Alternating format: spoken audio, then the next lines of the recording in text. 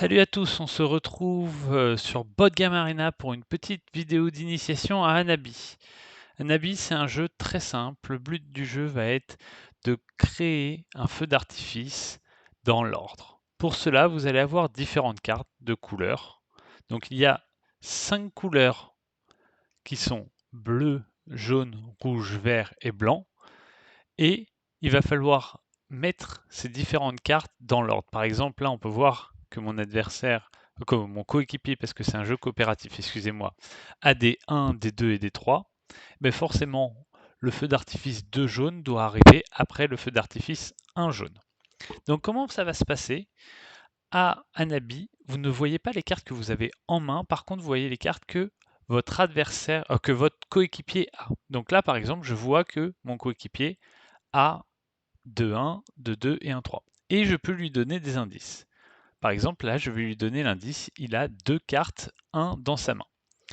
Et donc, ça, c'est une possibilité. À votre tour, vous pouvez soit donner un indice, on voit qu'au début de la partie, on a 8 indices, soit jouer une carte feu d'artifice pour lancer le feu d'artifice. Là, par exemple, il a son tour, il m'a donné un indice qui me disait ces 3 cartes sont des 1.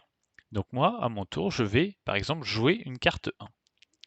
Donc ça, c'est la deuxième possibilité. Et la troisième possibilité, c'est se défausser de cartes qu'on a dans notre main pour récupérer un nouvel indice.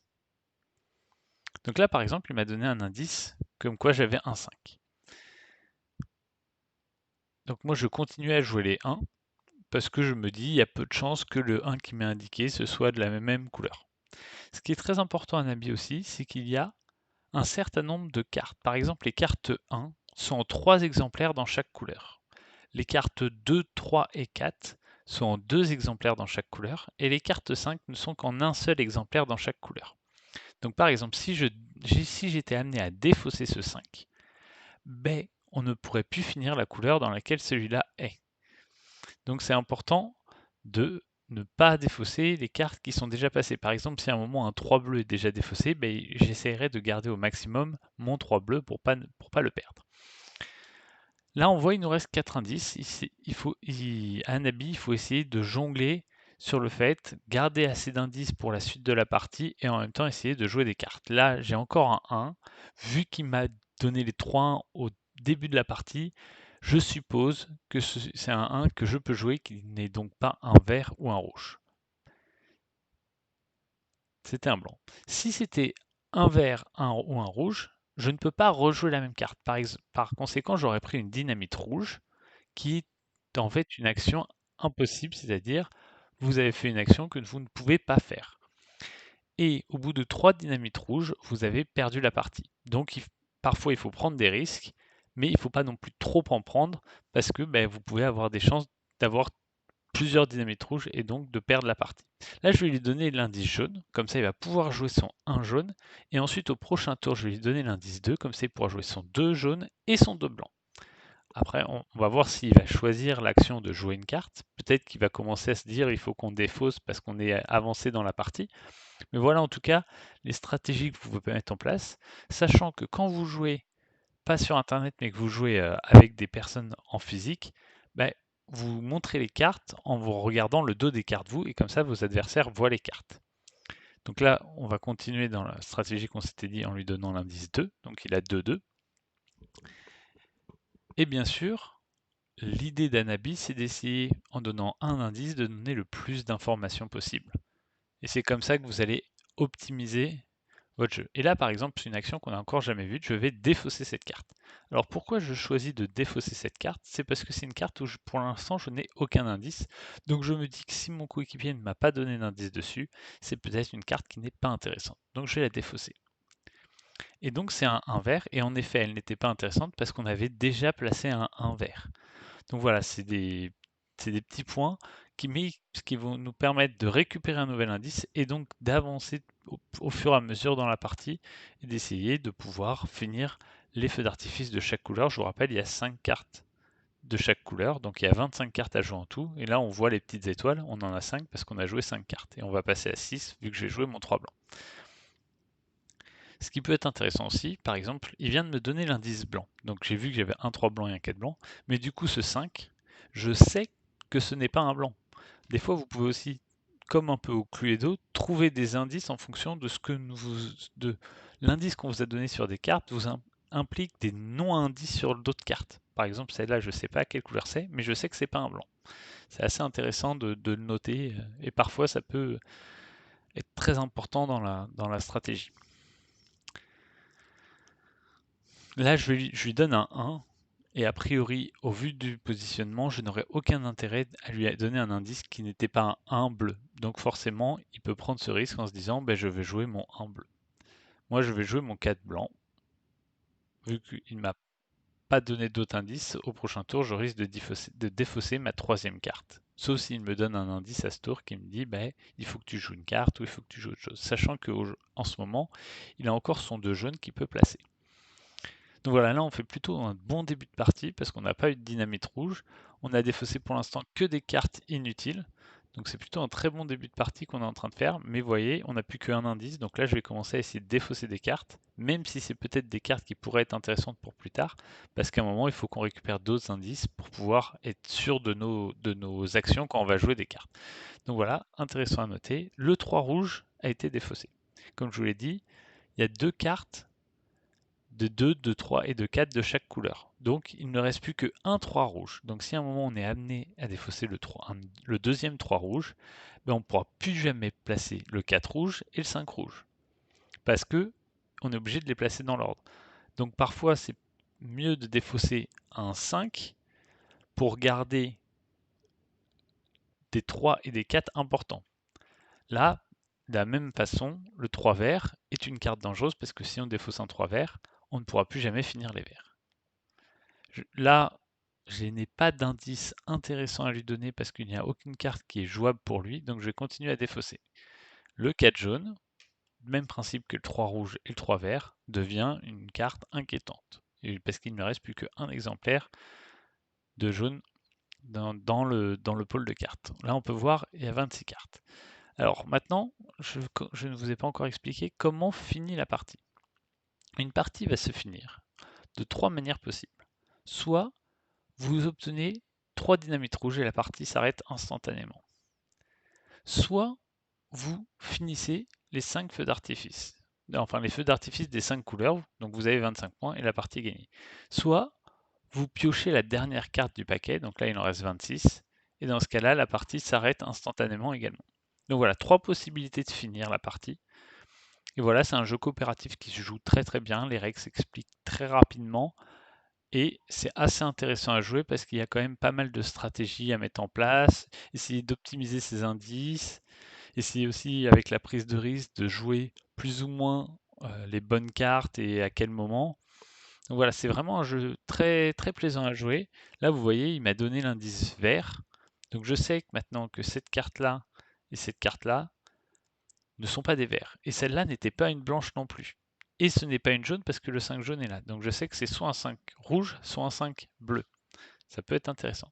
Alors là, il faut se poser la question, est-ce qu'il m'a donné cette carte-là en me disant c'est le 3 vert, ou est-ce qu'il m'a donné cet indice-là en me disant c'est le 2 vert pour que tu puisses le placer. Or, au coup d'avant, il m'a donné l'indice 2 et j'avais déjà cette carte. Donc cette carte-là n'est pas le 2 vert. Donc a priori, c'est le 3 vert. Donc moi, je vais lui donner un indice qui va être son 5. Parce que je ne veux absolument pas qu'il défausse ce 5.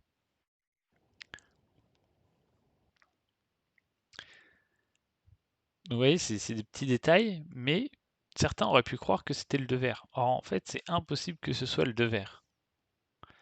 Et là, on va même pouvoir lui dire, je le savais déjà.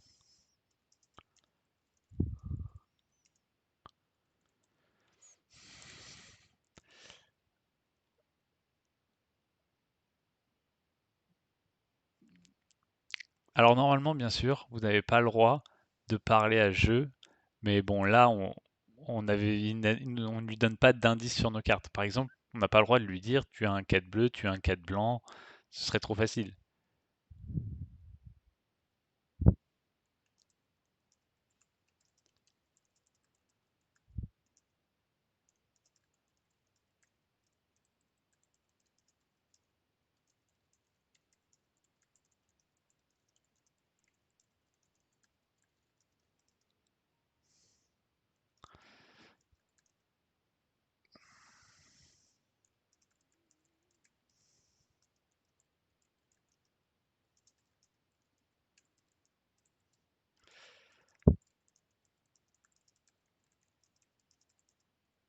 Donc voilà, là je lui explique en fait que j'avais deviné que c'était un 3 parce que on savait que c'était pas un 2 et qu'il n'avait aucun intérêt à nous donner un 4 ou un 5.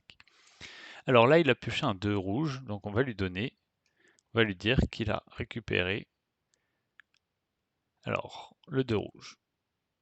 Donc on lui dit tu as un 2 et normalement il devrait le jouer.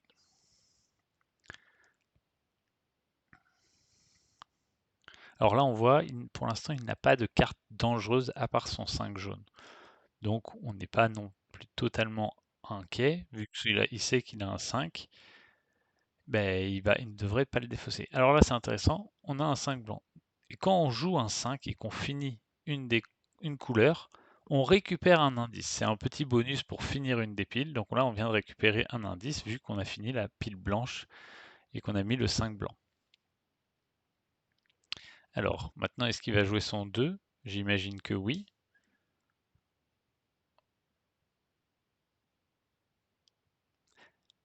Alors il nous a dit que c'était un vert. Oui, ok. Donc ça on avait. Donc là il a pioché 5 rouges. 5 rouges, 5 jaunes, 5 blancs est là.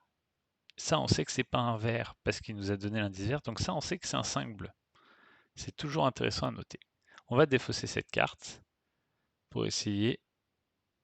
Il a joué quoi? Lui, il a défaussé le 4 blanc. Ok, parfait, on n'en avait pas besoin. Donc là, le 4 rouge. Ok, donc qu'est-ce qu'il va nous faire maintenant? Est-ce qu'il va jouer son 2? Alors, je pense que normalement, il devrait jouer son 2 pour essayer d'avancer au fur et à mesure dans la partie, mais peut-être que j'ai des cartes trop intéressantes qui vont l'obliger à me donner un indice plutôt que lui de jouer son 2. On va voir, ça va être intéressant de voir.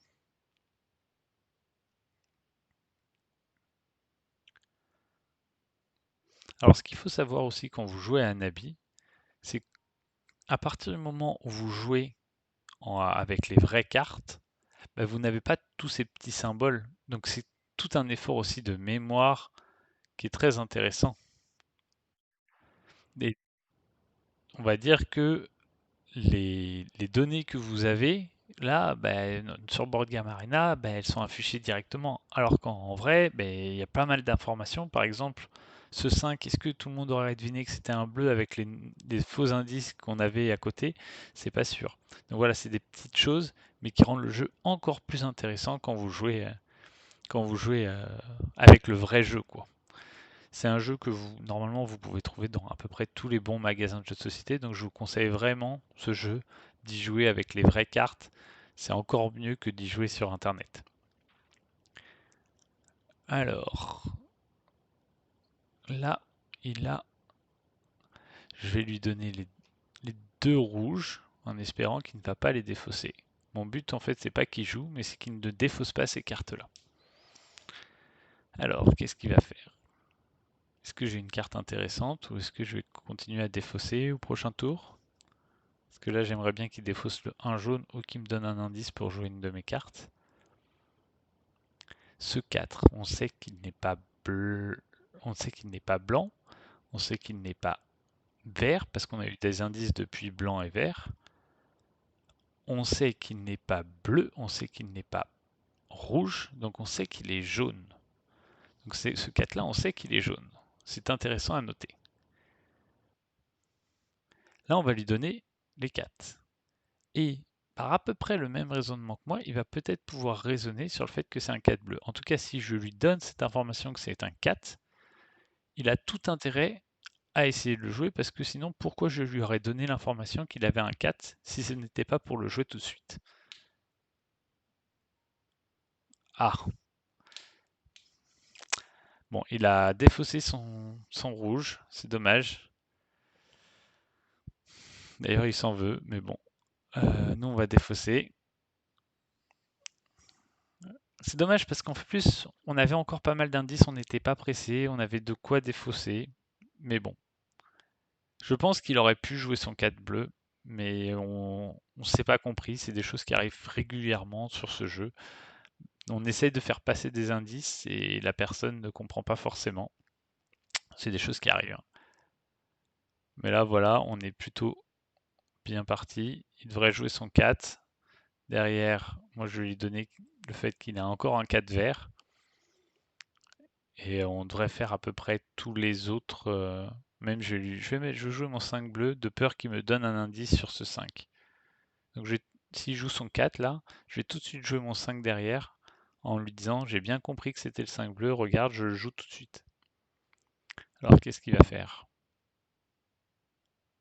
Normalement, oui, il doit jouer ce 4 bleu. Mais il sait juste que c'est un 4, mais il y a... Ah, il me donne des indices 2 pour que je les défausse. Alors moi je suis pas du tout fan, mais du coup j'imagine que cette carte il veut absolument pas que je la défausse. Donc je vais défausser mon 2. Mais j'aimerais bien qu'il joue son 4.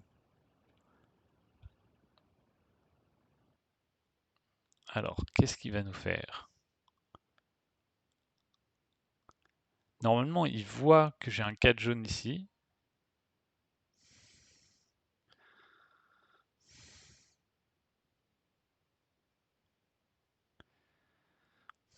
Normalement il n'y a plus de 4 blanc. Il sait que j'ai un 4 jaune ici, donc il doit savoir qu'il a un 4 bleu et un 4 vert. Alors peut-être qu'il ne fait pas ce raisonnement parce qu'il n'a pas assez l'habitude de jouer. Mais en fait, vu qu'on sait qu'il n'y a que 10 cartes 4, qu'il y en a 5 dans la défausse, et une de chaque couleur, on sait qu'il reste que 5 cartes 4. Il voit dans ma main que j'ai un 4 jaune. Il sait qu'ici, on a déjà mis le 4 blanc. Donc il sait que dans sa main, il a le 4 rouge, le 4 bleu et le 4 vert. Or, il sait que cette carte-là est un 4 rouge. Donc il doit savoir qu'il peut jouer à la fois le 4 bleu et à la fois le 4 vert. Et ça, c'est très important de faire ce type de raisonnement, parce qu'en faisant ce type de raisonnement, vous allez comprendre comment optimiser les indices qu'on vous donne. Et en effet, si à chaque fois vous attendez d'avoir le chiffre et la couleur pour jouer une carte, vous ne gagnerez jamais un habit, parce que c'est pas un jeu qui est facile à gagner. Par contre, si vous arrivez à deviner les informations qu'on vous donne sans vous les donner, ben c'est comme ça que vous allez progresser. Donc là, nous, on a 3 défauts à venir, mais là, il faudrait qu'il joue des cartes, parce que sinon, on va arriver à court de pioche. C'est vraiment dommage qu'il ne joue pas ces cartes-là. Je vais lui donner le 3. Là, mon but, normalement, on n'a plus besoin d'indices. Donc, mon but, c'est de jouer vraiment les cartes le plus lentement possible pour essayer de garder au maximum les cartes pour pas que la. En fait, je vais essayer de lui donner un maximum d'indices pour pas que la pioche s'épuise et donc qu'on puisse aller au bout de la partie et mettre le plus de cartes possible. Par exemple, là, il sait qu'il a 3 cartes qu'il peut mettre automatiquement. Moi, je sais que ce 4 bleu, je vais pouvoir le mettre automatiquement aussi. Donc, je vais continuer de lui donner des indices pour pas piocher. Parce que si je joue une carte, je pioche en échange. Et c'est lui plus lui, il a une, 2, 3, 4 cartes à jouer. Moi, je n'en ai qu'une. 2 avec le 5 bleu quand il aura joué le 4 bleu. Donc là, je sais qu'il m'a donné un 3. Et ce 3, il est forcément jaune.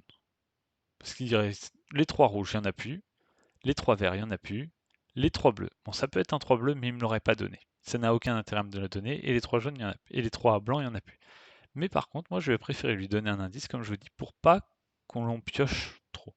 Et là, normalement, il va jouer ses cartes au fur et à mesure, et on va faire un score qui est tout à fait honorable, mais on aurait pu optimiser en défaussant moins, c'est-à-dire en récupérant moins d'indices. Il y a pas mal de fois où il n'a pas joué ses cartes parce que il voulait me donner des indices pour me faire défausser, alors qu'en fait, c'était pas utile parce que j'avais déjà ces informations. Mais voilà, c'est des petits détails.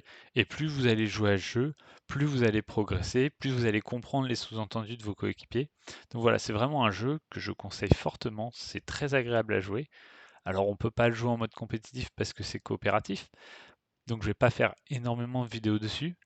Mais c'est un jeu pour jouer en famille avec des enfants de 10 ans, avec des adultes, vos grands-parents et tout ça. C'est un jeu que je vous conseille vivement. Et là, Et il va jouer sa dernière carte, son 5 vert. Et on va faire un score totalement honorable, hein. 22, c'est loin d'être un mauvais score. Mais voilà. J'espère que cette initiation à Anabi vous a plu, que vous avez découvert des choses, que vous avez peut-être même découvert le jeu, que je vous ai aussi donné les deux trois petites astuces qui pourraient vous servir pour vos prochaines parties. Et on se retrouvera à la prochaine. Allez, salut!